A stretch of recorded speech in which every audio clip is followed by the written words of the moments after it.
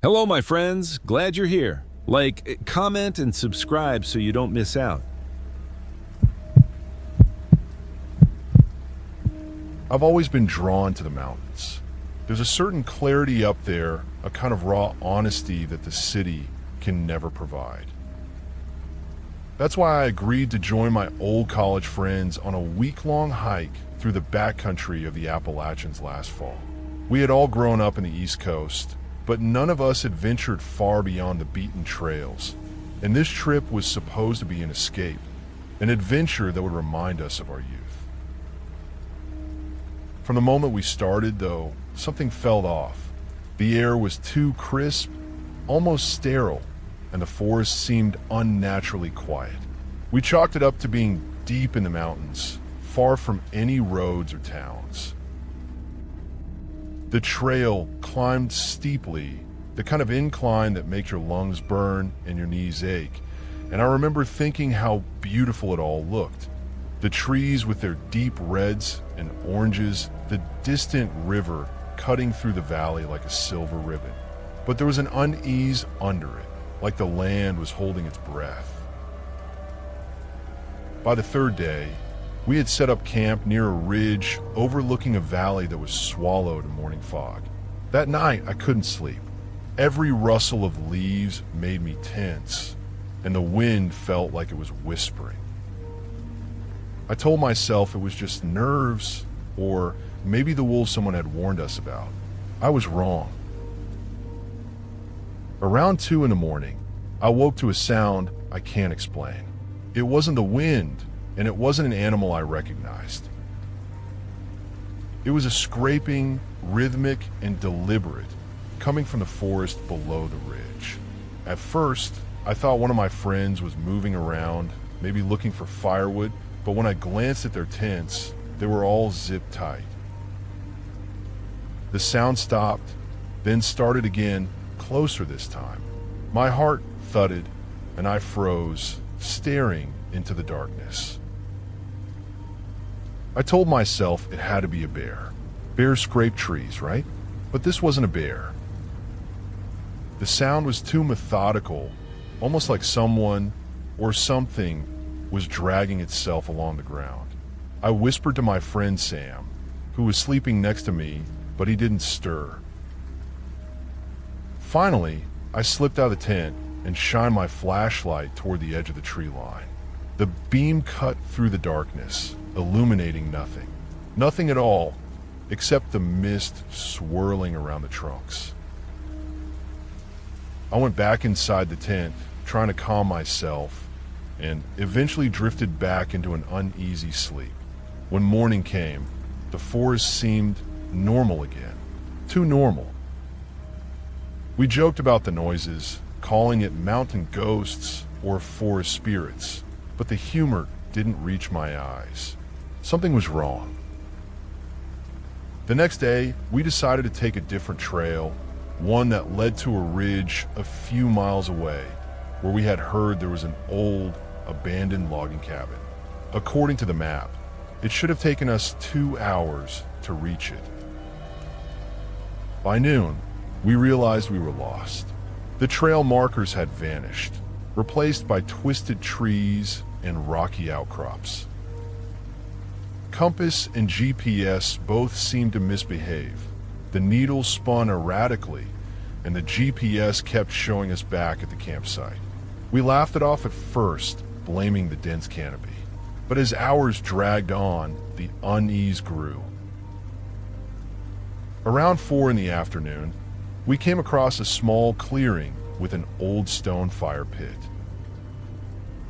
Nothing unusual about it, except the ground around it was littered with rocks that had been stacked into small towers.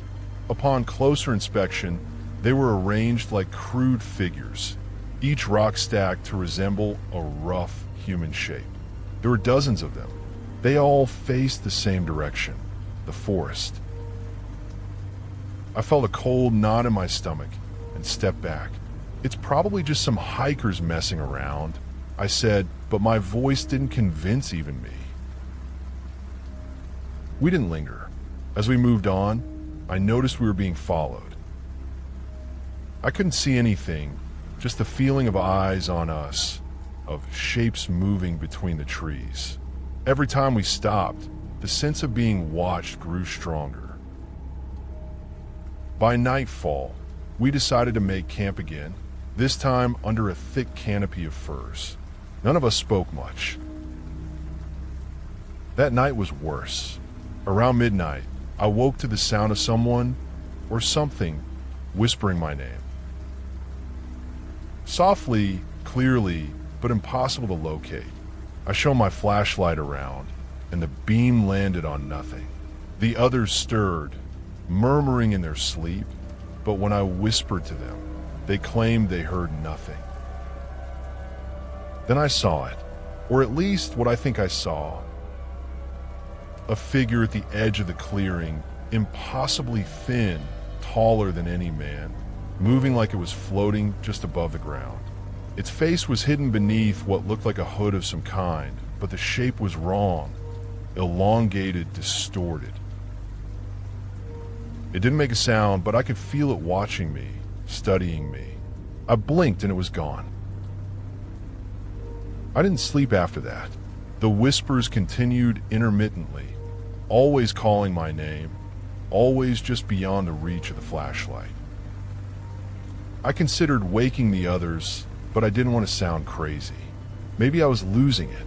Maybe the altitude and lack of sleep were making me hallucinate. But the footprints told a different story. At dawn, we followed the trail again, desperate to find our way back to the main path. That's when we found the bodies. I still see them when I close my eyes, old, rotting corpses of hikers, maybe a year or more dead, half buried under leaves and dirt. Some had their limbs twisted at impossible angles. Others looked like they had been drained, hollowed out. There were signs of struggle, of something unnatural. We didn't touch anything. We ran, leaving the trail markers behind, leaving our map, leaving everything. We stumbled for hours until we finally heard a road. We ran toward it and were eventually picked up by a passing motorist, still covered in mud and sweat. We didn't speak much on the drive home. There wasn't anything to say. Back in town, we reported what we saw. The authorities searched the area, but found nothing. No trail, no corpses, no signs of anyone else having been there recently. They suggested we must have gotten turned around, that maybe the bodies were old and had decomposed beyond recognition, or perhaps we imagined it. My friends, surprisingly, seemed okay letting it go, brushing it off as a hallucination or a prank by locals. I couldn't. I returned once, months later, alone. I wanted answers. I hiked the trails I thought we had taken, following the GPS coordinates I had recorded, but the forest was silent, normal, even mundane. No footprints, no fire pit, no figures, nothing.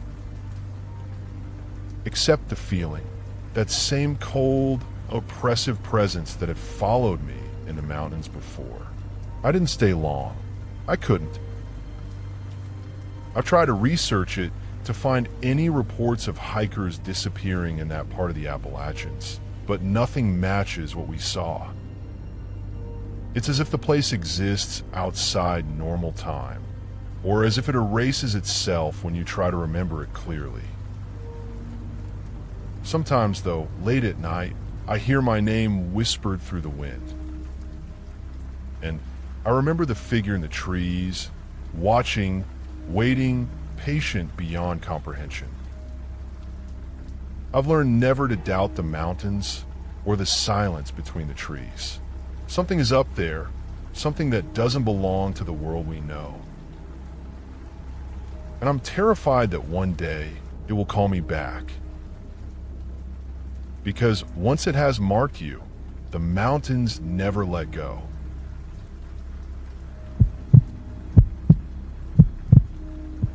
I thought I knew the mountains. I'd spent most of my life hiking and camping across the Appalachians and Rockies, chasing trails, peaks, and waterfalls, always chasing that sense of freedom that only comes from standing above the world. But nothing had prepared me for what I encountered last fall on a ridge in the Bitterroots. It started as a normal backpacking trip with a group of friends. 5 of us in total, all experienced hikers, carrying week-long supplies and enough gear to survive anything the backcountry could throw at us, or so we thought. We planned our route carefully, a circuit along a high ridge, far from main roads, deep into unmarked wilderness. The maps we had were old, but accurate enough, or so I believed. The first 2 days were exactly what I expected. Crisp air, breathtaking vistas, the smell of pine and wet earth. We joked around the campfires at night, roasted hot dogs, and told exaggerated ghost stories. I remember thinking as I stared at the stars, how perfect it all felt. Then, on the 3rd day, the trail started to feel wrong. Not in a physical sense, rocks, roots, and elevation were as expected, but in a way that prickled the back of my mind. The forest seemed too quiet, like the usual background hum of wildlife had vanished. Birds no longer called, squirrels vanished from the trees, and even the wind seemed hesitant. By mid-afternoon, we noticed the trail markers had disappeared. Not just faded gone. The worn carvings on trees, the painted blazes that had guided countless hikers, were nowhere to be found. At first, we joked. Maybe the forest rangers had repainted the route, or maybe we had wandered slightly off the path. But as we continued, the unease grew. Every rock, every fallen branch seemed deliberately placed, almost like someone or something had arranged them to guide us somewhere. By evening, we were officially lost. Our GPS insisted we were somewhere we weren't, coordinates spinning as if the device itself was confused. The sun sank behind jagged peaks, shadows stretching into unnatural shapes. We made a small camp on a rocky outcrop, huddled together for warmth, and tried to rationalize what had happened. Around midnight, I woke to the sensation of being watched. It was subtle at first, just a flicker of awareness, a pressure at the edge of perception. Then I saw movement, a shadow in the trees, impossibly dark, like the night itself had taken form. My first thought was a deer, or maybe a bear, but it didn't move like either. It stood upright, just beyond the firelight, staring at us. I froze. My friends were asleep, unaware. I called out softly, but the figure didn't respond. It didn't move closer. It didn't move away. It simply watched. Then, as suddenly as it appeared, it vanished. I thought I'd imagined it.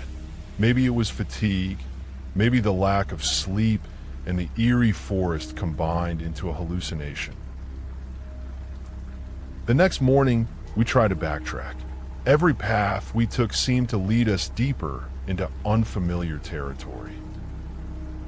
I began to notice small things, tiny details that didn't make sense. Trees scarred with deep, vertical scratches, rocks stacked in angular patterns, patches of ground where grass and moss had been flattened, as if something massive had dragged itself across it. By the 4th day, panic had set in. Food was running low, and we were exhausted. I couldn't shake the feeling that the forest itself was alive, deliberately steering us. That's when I noticed the carvings. Faint at first, in the bark of twisted pines, scratches that almost resembled symbols, letters, maybe, or numbers. They seemed random, but repeated patterns emerged, like some dark language woven into the woods. Then we saw it, the cabin. It shouldn't have been there. The map made no mention of it, and I'd never read about any structure in this section of the mountains. It was small, old, and weathered, barely holding together, but something about it drew us in. We were desperate, cold, and lost, so we approached. The door creaked as we opened it, the inside dark and surprisingly clean. Dust-covered furniture, a broken table, but no signs of life. I moved to a window and looked out. The forest around us was the same, quiet, unnervingly still. Then I saw the first sign. On the wall, carved deep into the wood, were names. Hundreds of them. Carved meticulously over decades, some fresh, some weathered by time. Names of hikers who had gone missing over the years. Names of people I recognized from local news reports. A cold chill ran down my spine. My friends, sensing my fear, didn't want to stay, but I couldn't tear my eyes away. There were patterns, sequences, and dates. And then I realized something worse. Some of the names had dates from last month. Suddenly, the cabin door slammed shut behind us. I spun around, but no one was there. The shadows in the corners stretched unnaturally, darkening into shapes that didn't belong. We screamed, bashed on the door, but it wouldn't budge. Panic turned to terror, and then we heard it, a low, guttural whisper repeating our names over and over from every corner of the room. We tried the windows. Locked. We screamed again. And then the carvings, they began to move. Letters shifted, scratched themselves deeper into the wood. Names we didn't recognize appeared. Then one of my friends, Rachel, screamed. I turned to see her staring at the wall, her finger pointing. On the wooden planks was my name, freshly carved. I felt my heart stop. I remember screaming, pounding on the walls, begging for this to be a nightmare. And in that moment, the cabin seemed to exhale. A gust of wind knocked us off our feet, dust and splinters filling the air. Shadows stretched, twisted, and then nothing. When I woke, I was alone. The forest outside the cabin was the same, sun high in the sky. There was no cabin, no trail, no friends, just me, standing on a ridge, utterly lost. I ran hours, maybe days, I don't know. Time seemed irrelevant. Eventually, I stumbled onto a road, flagged down a ranger, and reported everything. They searched the area. They found nothing. No cabin, no carvings, no trail. Local hikers laughed at my story, calling it a hallucination, a case of mountain fever. I wanted to believe that. I really did, but I can't forget. And here's the thing. A week later, I received a letter in the mail. No return address. Inside was a single piece of paper, yellowed and brittle. On it was my name, freshly carved, exactly as I had seen it in the cabin. And below it, a note, "We are waiting." I left the mountains after that. I don't hike anymore, don't camp, don't even drive near wilderness trails. But sometimes, late at night, I feel the mountains calling me. The whisper of trees, the brush of wind across my skin. It's subtle, almost polite, but I know what it means. I know I'm not done. Not yet. Because whatever is in those mountains isn't human, and it doesn't forgive. And one day, I fear I will return, not by choice, but because it wants me.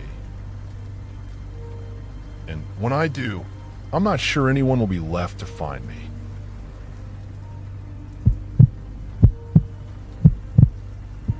I thought I knew the mountains, every ridge and stream I had ever hiked, every clearing where the sun broke through the trees in gold streaks.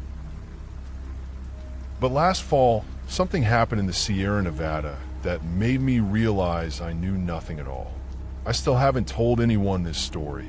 Not fully. Not because I want to keep it secret, but because no one would believe me. We were a small group, 4 of us, all in our mid-20s, looking for a last big adventure before winter. The plan was simple. Start a trailhead near Bishop, hike up to a high ridge, camp for 2 nights, then return. We had plenty of supplies, GPS and radios, and I was confident in our route. At least I thought I was. The first day was perfect. Clear skies, crisp air, pine-scented wind. We joked, took photos, and felt the familiar thrill of isolation. By afternoon, we reached a small plateau overlooking a narrow valley, and the view was unforgettable. Cliffs rising like ancient walls, a river far below glittering like melted silver. It was the second day that everything went wrong. We woke to fog, so thick it was almost solid. It rolled down the valleys and curled around trees, swallowing everything in a gray haze. Visibility was near zero, and the mountains themselves seemed to vanish. I remember the chill in the air. It was unnatural, not the usual mountain cold. Our GPS was acting strangely, jumping in numbers, indicating we were somewhere we weren't. By mid-morning, we realized we were lost. Not off the trail lost, but utterly disorientingly lost. Every ridge looked the same. Every tree and boulder repeated, as if the forest itself had no memory. The radios were dead. No signal. Even our cell phones failed. It was like the mountains had pulled the plug on the outside world. As the day wore on, the fog thickened. Shapes began to emerge from it.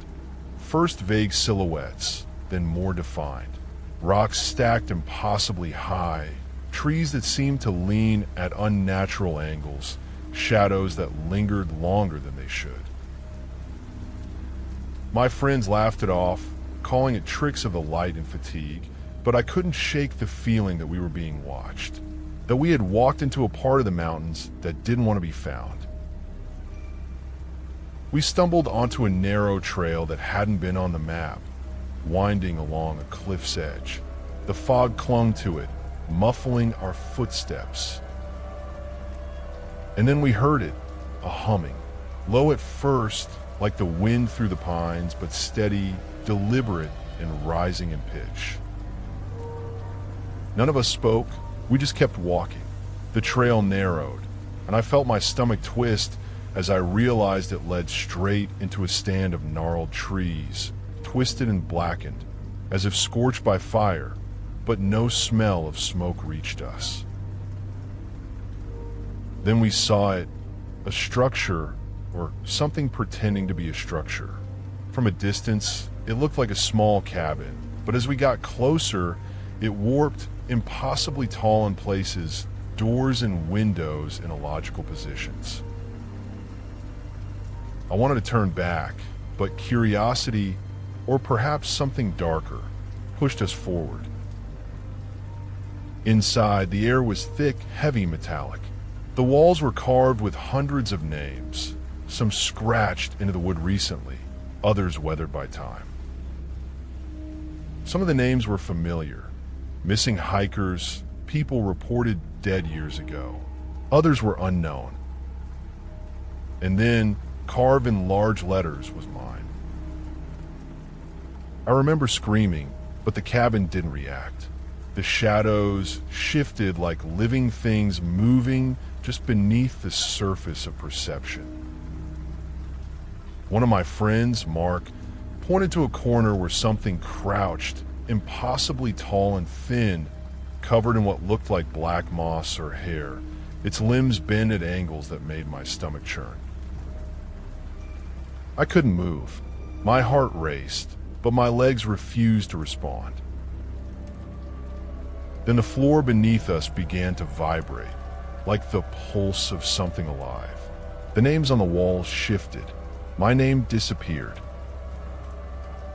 Mark screamed, but when I turned, he was gone, vanished, as if he had never existed. The cabin seemed to breathe, the walls closing in, but somehow I managed to run. I ran through the fog, but the mountains had changed. Ridges I knew twisted into impossible forms, cliffs leading to nowhere, trees leaning to block every path. Hours, or maybe days, passed. I lost track of time. Hunger and exhaustion were secondary to the terror that gripped me. Then I saw her, a woman standing in the mist, impossibly pale, eyes too dark, hair long and dripping wet, though no rain had fallen.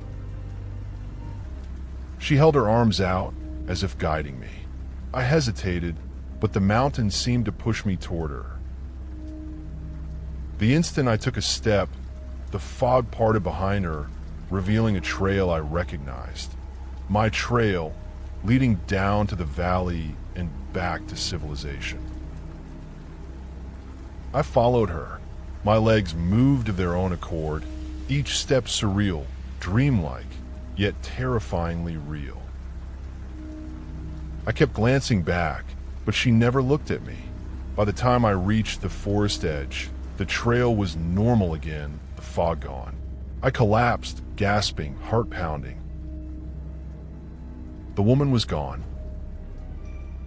I reported everything to the ranger station. They searched, but found nothing. No cabin, no twisted trees, no missing friends. No footprints, nothing. They suggested hallucinations, dehydration, mountain exhaustion. But I knew the truth. Months later, I received a photo in the mail. No return address. A single Polaroid. In it, a group of 4 people standing in the fog. I recognized them instantly, my friends, smiling, looking directly at the camera. And there, at the edge of the frame, was the woman. Pale, silent, watching. I never saw my friend again, but sometimes when I'm hiking on familiar trails, I catch a glimpse of her in the mist, always just ahead, waiting, guiding, or maybe leading others into the mountains. And I know, one day, she will come for me again. Because the mountains don't forget, and neither does she.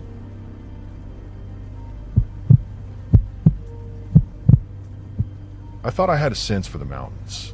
I'd spent my life hiking and camping across the Rockies and the Sierra Nevadas, always chasing trails, peaks, and that feeling of being entirely alone in the world. But nothing, absolutely nothing, had prepared me for what happened last fall in the White Mountains of New Hampshire. I went with 3 friends, all experienced hikers. Our plan was simple, a 3-day loop along a lesser-known ridge, far from the usual trails, camping under the stars, nothing more complicated than that. The first day was perfect, clear skies, the smell of pine, the thrill of isolation. We joked around the fire at night, telling exaggerated ghost stories, passing around a bottle of whiskey, and I remember thinking this was what life was about. Fresh air, laughter, and the horizon stretching out forever. The trouble started the second day. We woke to thick fog, clinging to the forest like wet cotton. The trail was gone, not faded or hard to see gone. We looked at our map, our GPS, the compass. Nothing made sense. We were supposed to be following a ridge, but every ridge we reached looked identical. The mountains themselves seemed wrong, as though their angles were subtly off, the paths folding in on themselves. I told myself it was just stress, the altitude, lack of sleep, but the unease in my chest told a different story.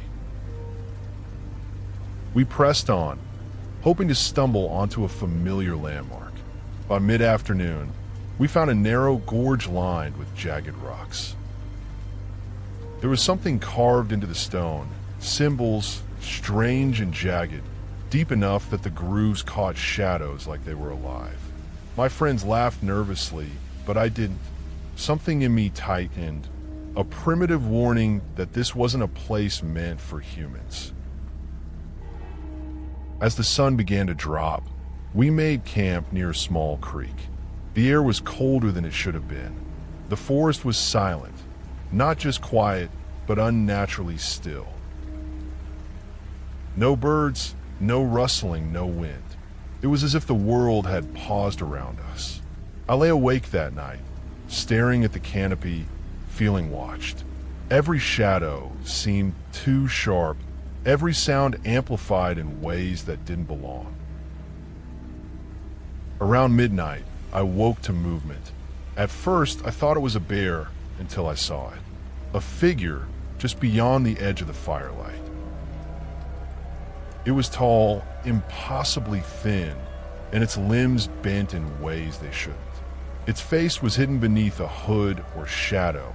I couldn't tell, but I felt its eyes on me. It didn't move like an animal.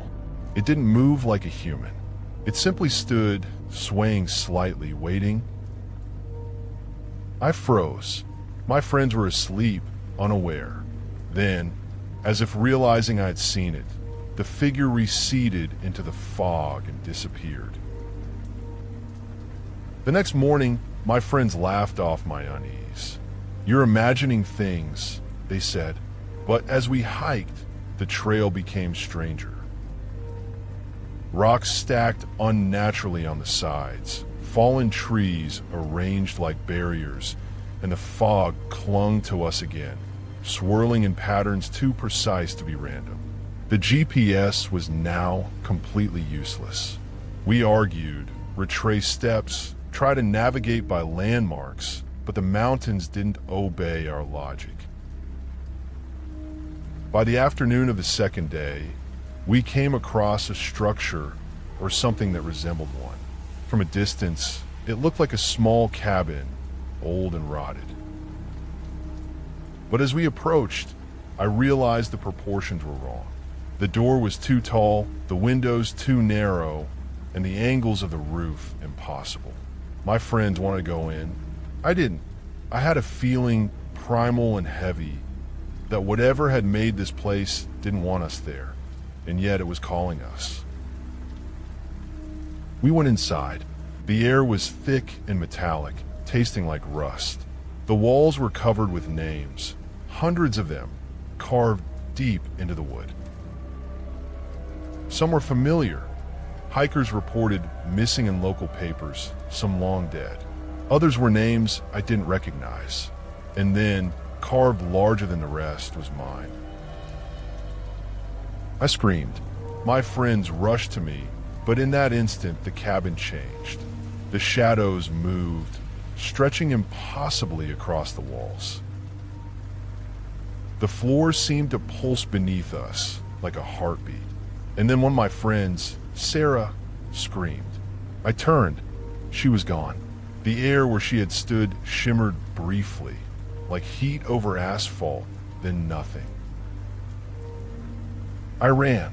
I ran blindly, the fog thick, the mountains twisting around me, impossible to orient myself. Hours passed, I don't know how many. Hunger, exhaustion, fear, they all faded into a single, overwhelming need to escape. Finally, I stumbled into a meadow. The fog lifted, the trail appeared, and I found myself on a path I recognized. The mountains looked normal again, as if nothing had happened. I collapsed, exhausted, afraid to sleep. When I finally returned to civilization, I called the local ranger station and reported the events. They searched the area, but found nothing. No cabin, no carvings, no trail. Local hikers laughed, said I had suffered from mountain madness or hallucinations caused by fatigue. For weeks afterward, I tried to move on, but I couldn't forget. The shapes, the figure, the names on the walls, they haunted me. And then, one night, I received an email from an unknown address. There was no message, only an attachment, a photograph. I opened it. It was taken from a high ridge in the mountains, fog curling over the peaks. And there, standing in the mist, were 3 figures, my missing friends. Their faces were calm, almost smiling, but their eyes were empty. At the edge of the photo, the figure from the cabin stood, taller than ever, watching them. And then I understood they weren't missing. They were waiting like I would be waiting one day. The mountains didn't just take people. They collected them, preserved them, and displayed them for those foolish enough to wander too far. I haven't gone back. I will never go back. But sometimes when the fog rolls down the mountains at night, I see a shadow in my window. I hear the faintest scrape on the walls, and I know one day the mountains will call me again. And when they do, I don't know if anyone will be left to tell the story.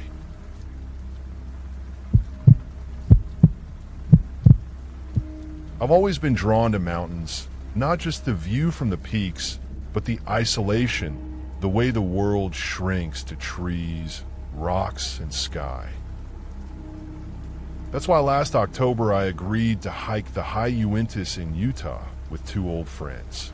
We planned a 5-day loop along a ridge that few people took, far from marked trails and cell service, carrying everything we needed on our backs. The first day was perfect. Clear air, orange and red leaves clinging to the aspens, the smell of pine and wet soil. We moved quickly, laughing and teasing each other, stopping only to photograph the view. The mountains felt alive, but familiar. Nothing seemed off. By the second day, though, the feeling began, a subtle wrongness that I couldn't shake. The trails we expected to follow weren't where they should be. The GPS jumped around, showing us on ridges that didn't exist, valleys that had no paths leading to them. Every direction looked the same. Rocks stacked along the sides of the trail seemed deliberate, unnaturally so. I brushed it off as exhaustion. My friends joked about mountain madness, but I wasn't so sure. By nightfall, we made camp near a ridge overlooking a narrow valley. The wind had stopped entirely, and the forest was eerily silent. No birds, no rustling. Even the river below, usually audible from that height, was quiet. I lay awake, staring into the trees, feeling eyes on me, though I could see nothing. Around midnight, I woke to a scraping sound, slow, deliberate, moving through the undergrowth below the ridge. At first, I thought it was a bear, but it wasn't like any bear I'd ever known. The sound was too controlled, too intentional, as if something large and wrong was dragging itself along the earth. My heart pounded, and I nudged my friends. They didn't stir. I thought about waking them fully, but hesitated. Something inside me told me this wasn't a creature you confront. By dawn, the fog had rolled in thick and low. Visibility was near zero. We attempted to backtrack, but soon realized that every landmark we thought we knew had vanished. Trees that should have been familiar twisted in impossible angles. Boulders that had seemed stationary the day before now blocked our path. We were walking in a forest that refused to be mapped. On the third day, I glimpsed the first figure, standing on a distant ridge, barely visible through the fog, a tall, thin shape. It didn't move like a person or an animal. It just stood, watching. When I blinked, it vanished, and my friends claimed they saw nothing. I didn't say anything. I wasn't sure I could. Hours later, we stumbled across a small clearing. At the center was a cabin, or something that had once been one. It was warped, twisted, its roof sagging at impossible angles. The door was open, but darkness inside didn't belong to night. It was absolute a void. My friends urged me forward, thinking it might be shelter. I didn't want to go in. My instinct screamed, but exhaustion and the cold pushed me inside anyway.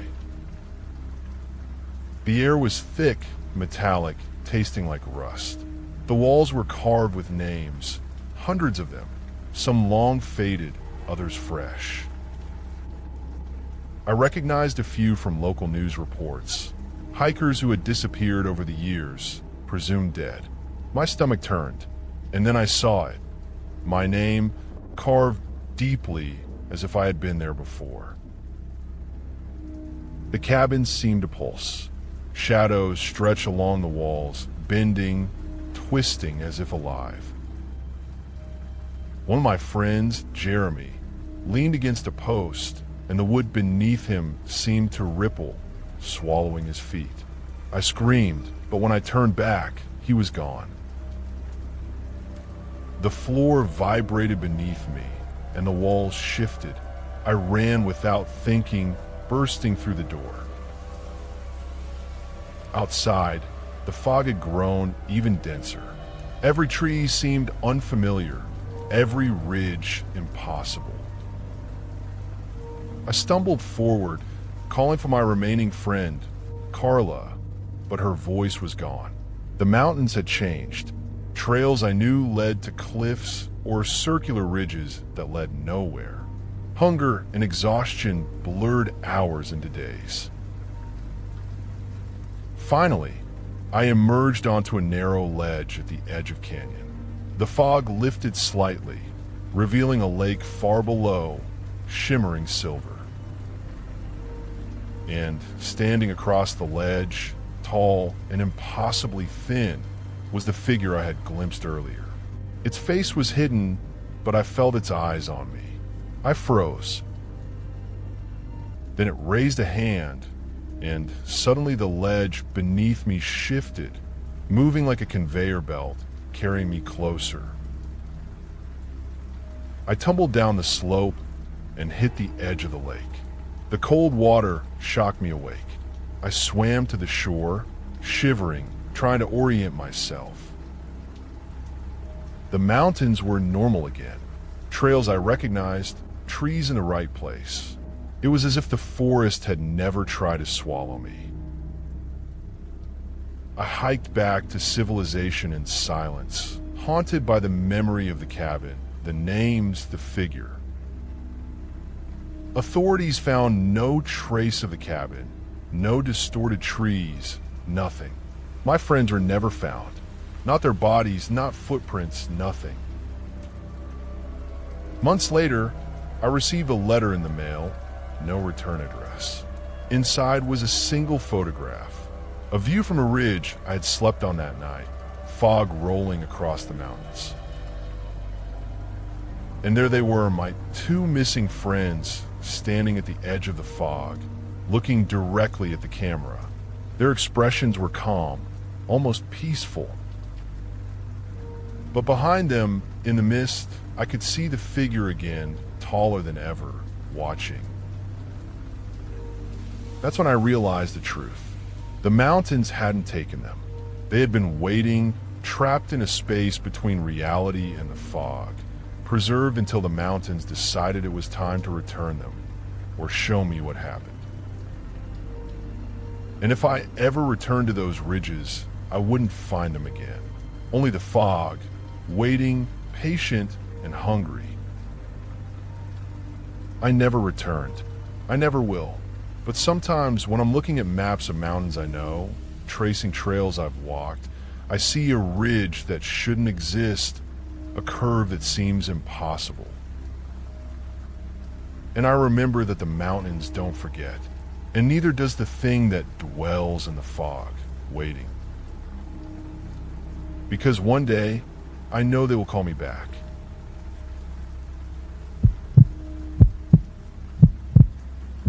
I've always believed the mountains hold their own secrets, the kind you can feel but never name. I thought I knew them well. After all, I grew up in Colorado, spent every summer hiking and climbing, but what happened last September on a backcountry ridge in the Sangre de Cristo Mountains proved that even the mountains I knew best could hide horrors I wasn't prepared for. It began as a routine trip. 3 friends and I planned a 4-day loop along a remote ridge that seldom saw other hikers.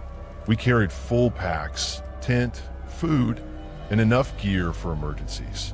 I was confident in my experience and leadership. I've been in more dangerous situations than this. The first day was everything you'd expect. Clear skies, golden light filtering through the aspens, the smell of pine and wet earth. We laughed, took photos, and made camp by a small stream that curved through a mossy clearing. But the second day changed everything. We woke to a cold fog that clung to the ridge like a blanket, swallowing the valley below. The trail, which had been clear yesterday, vanished under moss-covered rocks and twisted roots. Our map and GPS were useless. Every ridge looked the same. Every tree repeated in impossible patterns. It was as if the mountains themselves had rearranged while we slept. We pressed on, hoping to find the next marker. That's when I noticed the first oddity. Stones stacked into crude towers, dozens of them, all facing the same direction, toward the dark woods ahead. At first, we laughed nervously. Hikers? Some kind of prank?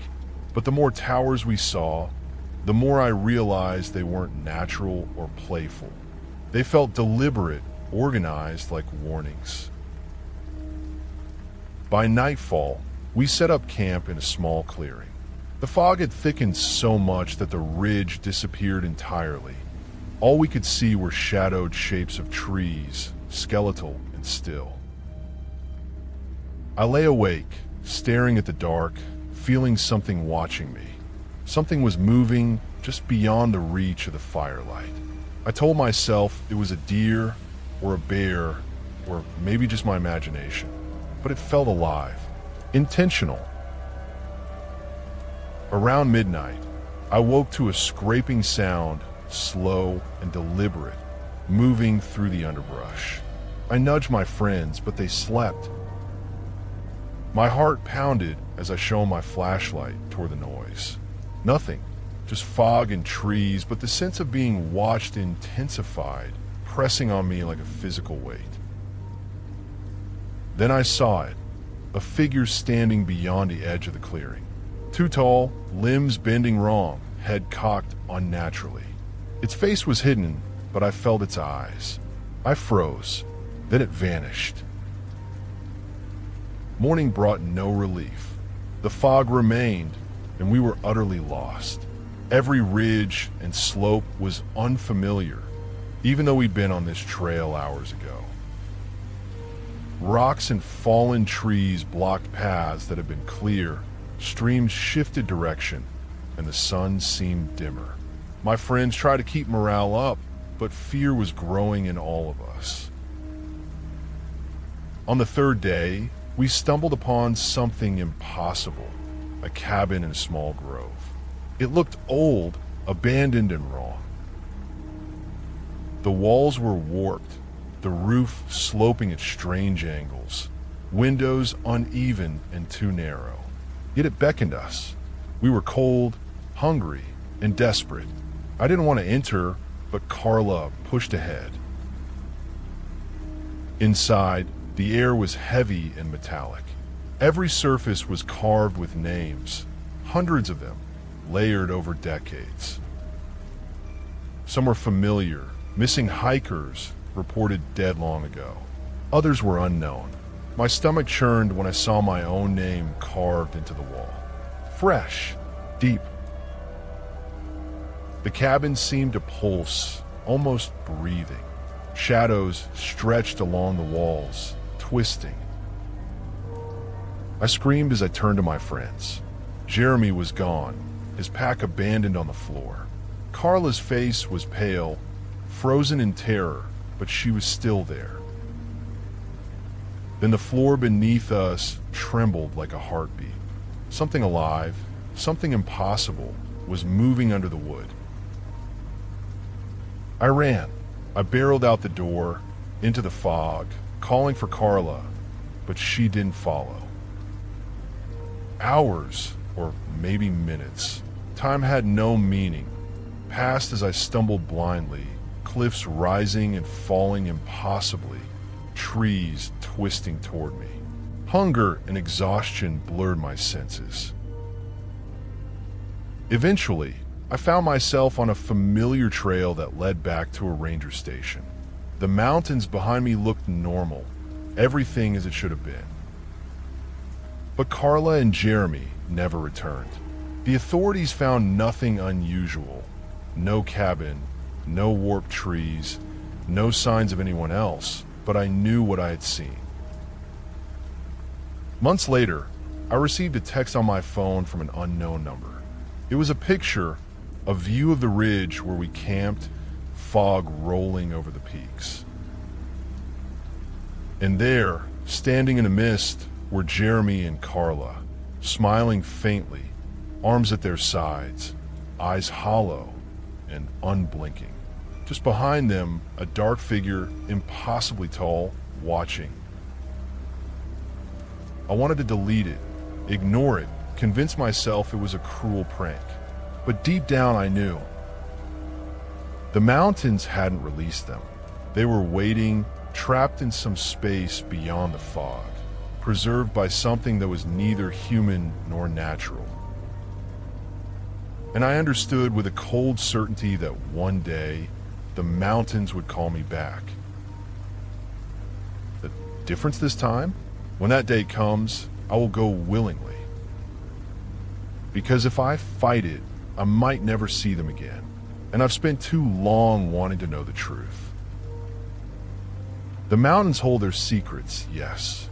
But some secrets, I've learned, choose their own time to reveal themselves. And when they do, there's no escaping.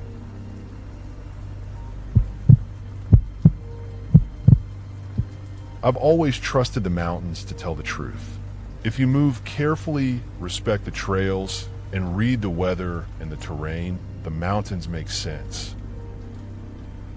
That's why I thought I could handle a solo hike along an unmarked section of the Sawtooth Range in Idaho last October. I didn't need a map. I knew the ridges, the streams, the way the wind shifted over the cliffs. I was wrong. The first day was ordinary.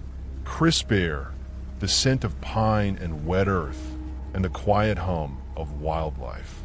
I kept a steady pace, following a faint trail along the ridge. The sun hit the peaks just right, casting long shadows over the valleys. By evening, I made camp in a small clearing, a flat patch of ground overlooking a steep drop.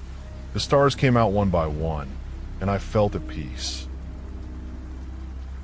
The trouble began the next morning. I woke to a dense fog that swallowed the ridge entirely. The trees around me became vague, featureless shapes, and the trail I had been following was gone. My GPS spun in circles, the compass needle jumping erratically. I walked in what I thought was the correct direction, but the ridge never ended. Cliffs appeared where I expected flat ground. Streams twisted in impossible ways. By afternoon, I realized something was very wrong. The forest was silent, not just quiet, but absent. No birds, no wind, not even the sound of water from a stream. Every step I took seemed to echo too loudly, bouncing back at me in an unnatural rhythm. Rocks and fallen branches lined the trail in patterns I hadn't noticed before. Straight lines, jagged formations, like markers leading somewhere. I kept moving, but unease grew with every step. Then I saw it, a figure at the edge of the fog, just beyond the ridge. Tall, impossibly thin, with limbs bent in ways they shouldn't be. I froze, its head tilted unnaturally, and though its face was obscured, I felt its eyes on me. It didn't move, didn't breathe. I blinked and it was gone. That night, I made camp near a narrow ravine. Sleep was fitful. I dreamed of shadows stretching across the trees, of voices whispering my name from just beyond the fog. When I woke, the fog had thickened and the trail ahead was unfamiliar. Rocks that had been stable were now piled like walls. Trees leaned toward me, blocking paths I had taken the day before.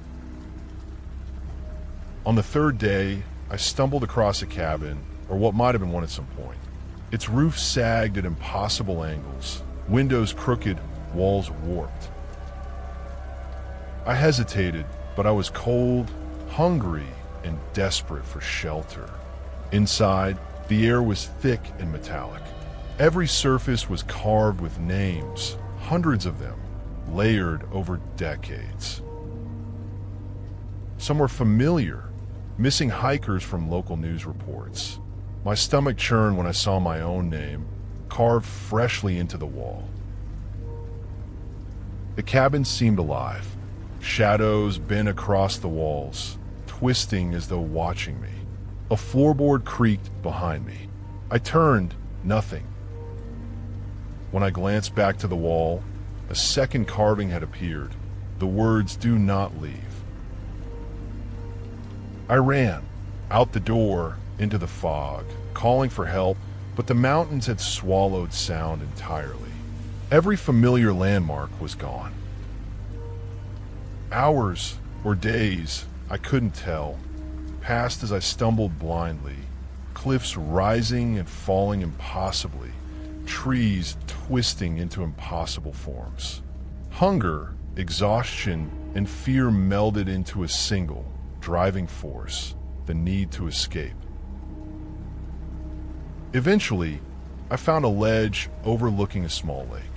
Fog swirled over its surface like smoke, and there on the opposite ridge was the figure again, taller than I remembered, bending forward slightly as if studying me. I froze, then the figure raised a hand, and the ground beneath me shifted, sliding me toward the water. I hit the lake, the shock of cold water snapping me fully awake. I swam to shore, shaking, gasping. When I looked back at the mountains, they were normal again. Trees in their usual positions, ridges aligned properly, trails intact. I hiked back to the nearest ranger station and reported everything. Authorities found nothing.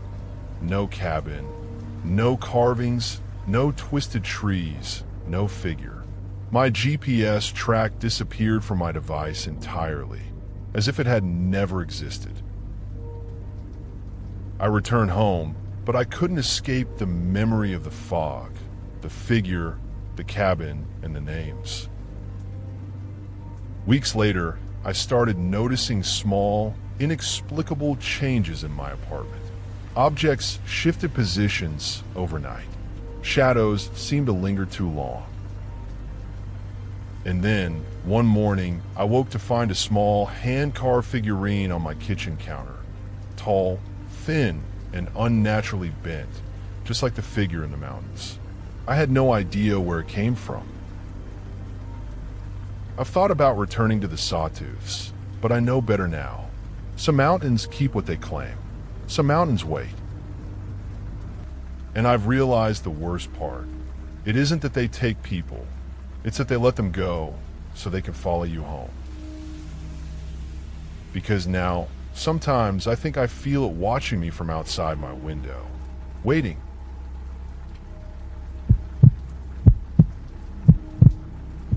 I've always believed that mountains have a memory, that if you tread carefully, pay attention, they will speak to you. Not in words, but in signs, in the way a ridge falls, the way the wind moves, the subtle hints left in the soil. I never realized how literal that idea would become. Last September, I went with 2 friends on a 3-day trek through a remote section of the White Mountains in New Hampshire. I'd been there before, in summer, following marked trails and enjoying the views. This time we wanted something different, a loop along unmarked ridges deep in the backcountry, with minimal contact with the outside world. The first day was ordinary, in the way ordinary can feel extraordinary. Crisp, cold air, sunlight filtering through the pines, and the quiet hum of a forest alive with birds and squirrels. We joked, teased each other, and paused frequently for photos, thinking we had the world to ourselves. I remember thinking how perfect it felt to be completely alone, yet completely free. The second day brought the fog.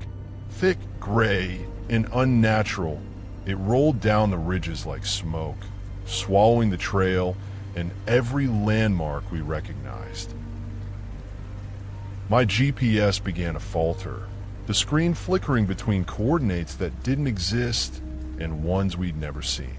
The compass spun in lazy circles. Every ridge and cliff we reached looked like the last. We were lost, but the mountains didn't panic. Only we did. By mid-afternoon, we noticed signs of something deliberate, rocks stacked into piles and straight lines along the path. Trees bent towards certain points, roots exposed as if the soil had shifted to guide or block us. The forest felt deliberate, watching, shaping itself around us. I told myself it was paranoia, but deep inside, I knew it wasn't. Night fell quickly. We made camp on a narrow ridge, the fog pressing against us. The silence was complete. No rustling, no wind, no water from the stream below. I felt eyes on me, just beyond the reach of our small fire. Shadows stretched and wavered as if they had weight and intention. I tried to sleep, but couldn't. I could feel the forest pressing closer, watching, waiting. Around midnight, I woke to a sound like scraping wood, deliberate and slow. I shone my flashlight into the fog. At first, nothing. Then, a figure appeared at the edge of the firelight. Impossibly tall, limbs bent at wrong angles, head tilting unnaturally. Its face was hidden, but I felt its eyes. My blood froze. I wanted to call out, but my throat closed. Then it simply vanished. Morning offered no relief. The fog had thickened, and we were utterly disoriented. Every tree, every boulder, every ridge looked foreign. Even the small streams were in different places than the maps indicated. Hunger and cold gnawed at us, but fear was heavier. On the third day, I found it, a cabin, though it didn't belong in any reality I recognized. Its walls were warped, its roof sagging at impossible angles. The windows were narrow and oddly placed, and the door beckoned as though it had been waiting for me. My friends wanted to stay inside, to rest and warm ourselves. I hesitated. I didn't want to go in, but desperation pushed me forward. Inside, the air was thick, metallic, and heavy. The walls were carved with names, hundreds of them. Some were familiar from missing person reports, others unknown. And then I saw my own name carved freshly deep into the wood. My heart stopped. The cabin seemed alive. Shadows stretched and twisted along the walls. One of my friends, Rachel, stepped forward, and the floor beneath her shifted slightly, like something breathing beneath it. I screamed, but when I turned, she was gone. I tried to run, but the cabin seemed to have grown larger, its corners twisting and folding impossibly.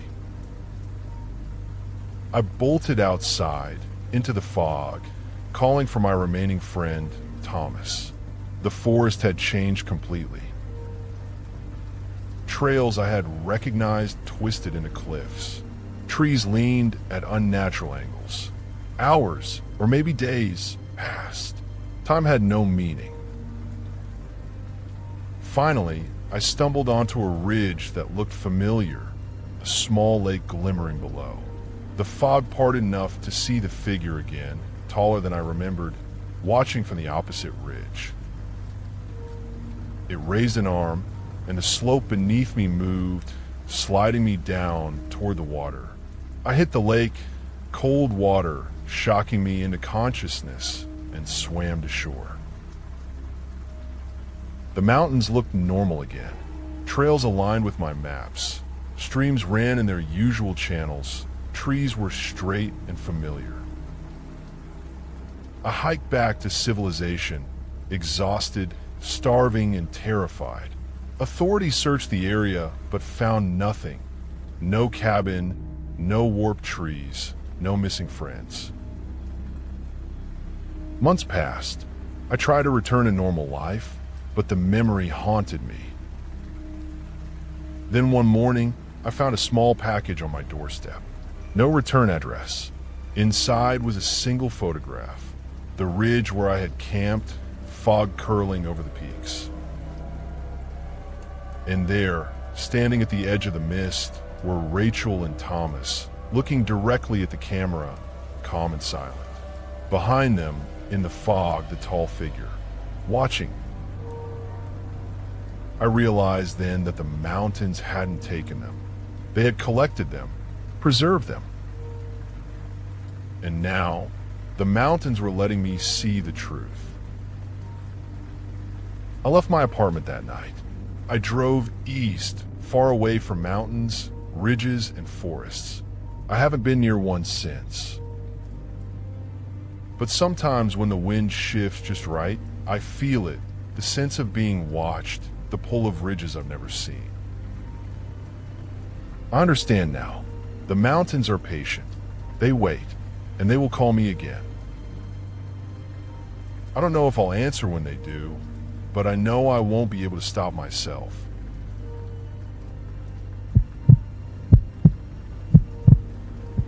I've always been drawn to mountains, not for the views or the challenge, but for the sense of isolation. The way the world shrinks to rocks, trees, and sky, it feels like truth. That's what I thought until last September, when something went horribly wrong on a remote ridge in the Rocky Mountains of Colorado. I went with two friends, Mark and Elena. We were experienced hikers, used to backcountry trips. We planned a 3-day loop along a lesser-known ridge far from marked trails. I felt confident. I shouldn't have. The first day was perfect. Clear skies, crisp air, the scent of pine and wet earth. We joked, took photos, and marveled at the cliffs and valleys stretching endlessly below us. By nightfall, we camped in a small clearing near a creek. I remember staring at the stars, feeling utterly alive. The second day began with a fog so thick it felt almost solid.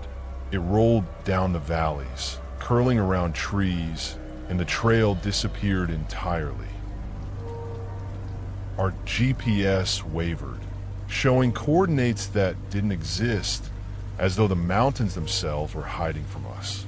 Every ridge we reached looked identical, and no matter which way we turned, the paths repeated. By midday, we realized we were lost. Not just off-trail lost, but impossibly lost.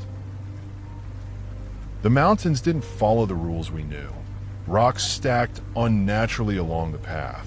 Fallen trees leaned to block directions, and shadows shifted as if alive.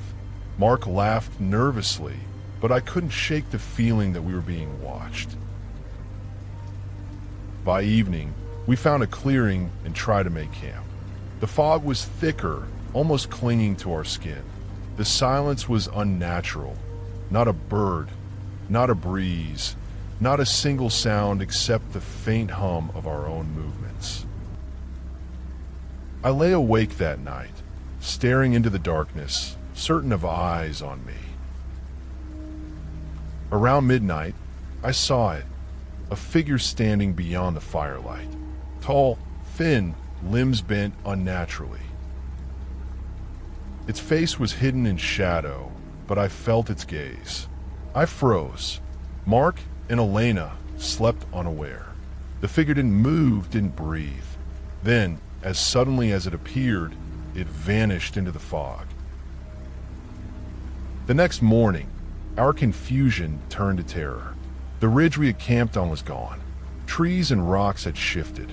Streams flowed in directions that made no sense. The mountains had rearranged themselves. Our radios were dead. My GPS was useless. Every step felt like walking deeper into a trap. On the third day, we stumbled upon a cabin, though it didn't belong in the landscape. Its walls were warped, the roof sagging at impossible angles. Windows were narrow and crooked, doors larger than logic allowed. Desperation pushed us inside. The air was thick and metallic. The walls were covered in hundreds of names, carved deep into the wood. Some were familiar, missing hikers from old reports. Others I did not recognize. And then, carved freshly, was my own name. My heart stopped. The cabin seemed alive. Shadows stretched and twisted unnaturally along the walls. One of my friends, Elena, leaned against a post, and the floor beneath her rippled, bending as though breathing. She screamed, and I turned. She was gone. Mark grabbed my arm, but the cabin had grown larger, corners folding into darkness. I ran, out into the fog, calling, but my voice vanished. Every familiar ridge had become alien. Cliffs appeared where there had been flat ground. Trees leaned into the path to block my escape. Hunger and exhaustion melted hours into a blur. Eventually, I stumbled onto a small plateau overlooking a lake. The fog lifted slightly, and I saw the figure again on the opposite ridge. Taller than I remembered, bending forward, watching me. My body froze. Then, slowly, it raised a hand, and the ground beneath me moved, sliding me toward the water. I plunged in, cold water shocking me awake, and swam shore. The mountains looked normal again. Trails were in their correct places, trees straight, streams running as expected. I hiked back to civilization, exhausted, terrified, but alive. Authorities searched the area, but found nothing. No cabin, no warped trees, no missing friends. Weeks later, I received a photograph in the mail. No return address. It was taken from a ridge I'd camped on, fog curling over the peaks. And there they were, Mark and Elena, standing at the edge of the fog, calm, eyes hollow. And behind them, the figure, taller and darker than ever, watching. Then I understood. The mountains hadn't taken them. They had been waiting, preserved, and now the mountains had sent a message. Months have passed. I've tried to return to a normal life, but I know the figure still watches. Sometimes I feel it in the corner of my vision. I know it is only a matter of time before it calls again. The difference this time is that I'm ready. Next time, I will go willingly. Because I know the mountains keep their memory, and they never forget those who wander too far.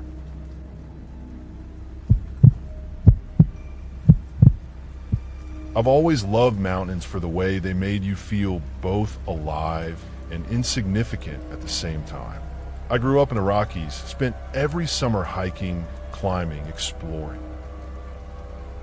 I thought I knew what isolation felt like until last October, when I went on a trip that changed my understanding of fear entirely. I went with two friends, Claire and Simon, into a remote section of the White Mountains in New Hampshire. Our plan was simple, a 3-day loop along a ridge that rarely saw hikers. I felt confident in my experience.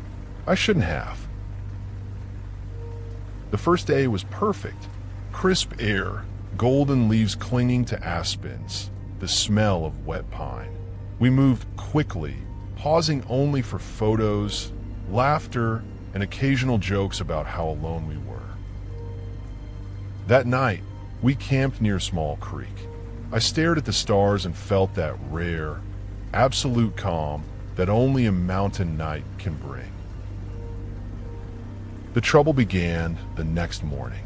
Fog rolled in from the valleys, thick, almost tangible, swallowing everything around us. The trail disappeared beneath moss, roots, and fallen leaves. My GPS faltered, blinking coordinates that didn't exist. The compass spun lazily. Every ridge, every boulder, every tree looked the same. By midday, unease had settled over us. Rocks stacked in strange, deliberate towers lined the trail. Fallen trees leaned in ways that blocked paths we thought were clear. The forest itself seemed alive, shifting subtly as if observing us. Simon laughed nervously, but I couldn't shake the feeling that the mountains were testing us. Night fell quickly. We set up camp on a narrow ridge. The fog pressed against us like a living thing. Silence wrapped around us. No wind, no water, no rustle of animals. Just the stillness and the sense of eyes watching. I lay awake, staring into the trees. Every shadow stretched unnaturally in the firelight. Around midnight, I saw it.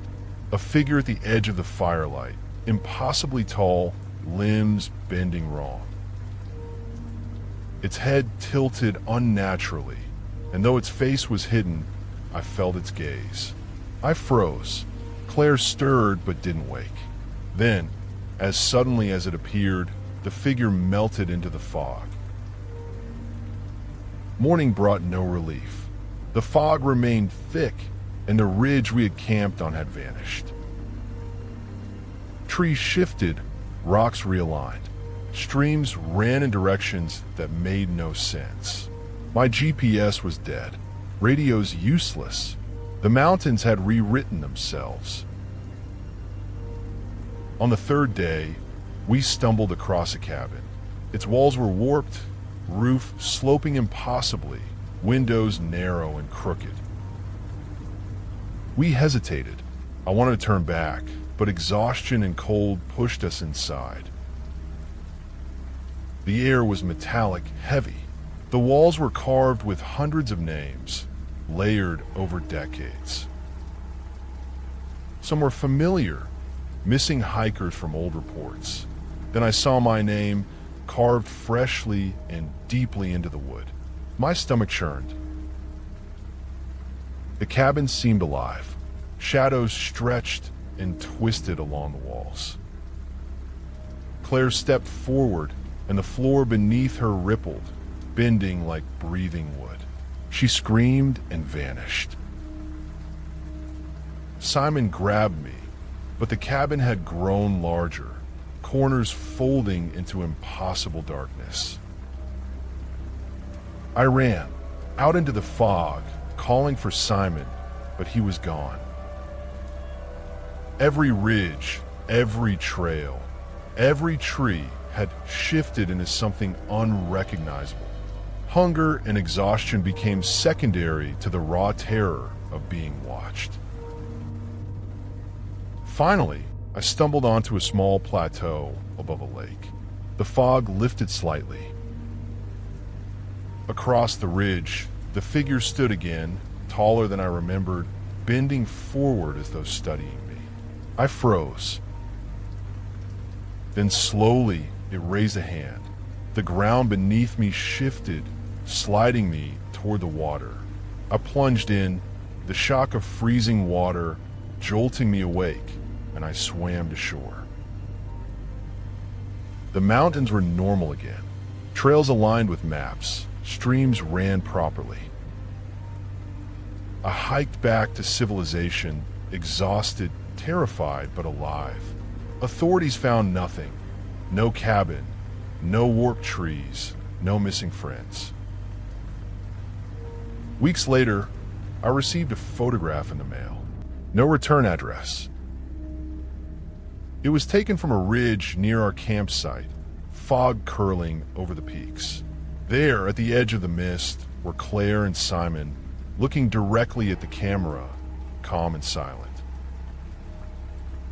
Behind them, the tall figure, watching.